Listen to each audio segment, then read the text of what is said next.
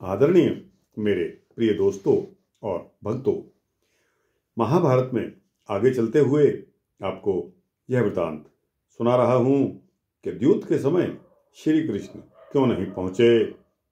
दोस्तों, यह सोचने की बात है कि जो कोई भी हमारा रखवाला है, जिसके सुपरविजन में हम चल रहे हैं, जिसको हम मान चुके हैं, जिसकी हम शरणागत हैं, वो हमारी रक्षा के लिए नहीं आया।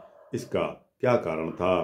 तो दोस्तों, इतना कहकर जब श्री कृष्ण ने द्रौपदी को आश्वासन दिया कि जिस प्रकार तुम रो रही हो उसी प्रकार उनकी पत्नियां भी रोएंगी, और इस प्रकार श्री कृष्ण ने प्रतिज्ञा के रूप में कहा कि तुम फिर पटरानी बनोगी। आकाश चाहे गिर जाए, हिमालय चाहे टूट जाए, पृथ्वी चाहे फट जाए, समुद्र चाहे सूख जाए, किंतु मेरा वचन मिथ्या नहीं होगा। द्रौपदी के इन दुख भरे वचनों को सुनकर श्री कृष्ण ने वीरों के समान उस समाज में कहा था कि हे द्रौपदी, जिन्होंने तुम्हारा अपमान किया है, जिन पर तुम क्रोधित हो रही हो, शीघ्र ही उनकी पत्नियां भी इसी प्रकार रोएंगी।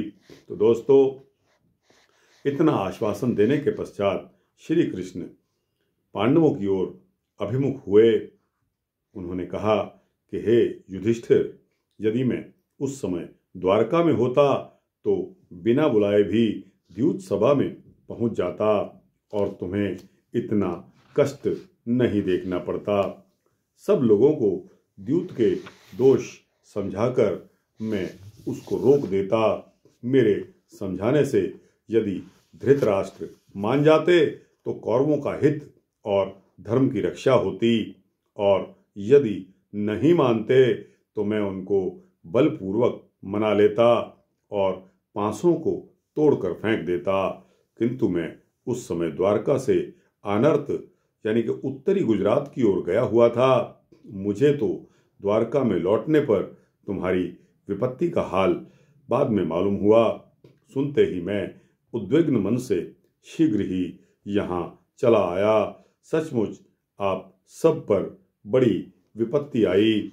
युधिष्ठिर के पूछने पर कि आप उस समय द्वारका में क्यों नहीं थे, श्री कृष्ण ने बताया कि वह शाल्वराज से युद्ध करने के लिए अनर्त देश में स्थित उसकी राजधानी सौभनगर चले गए थे।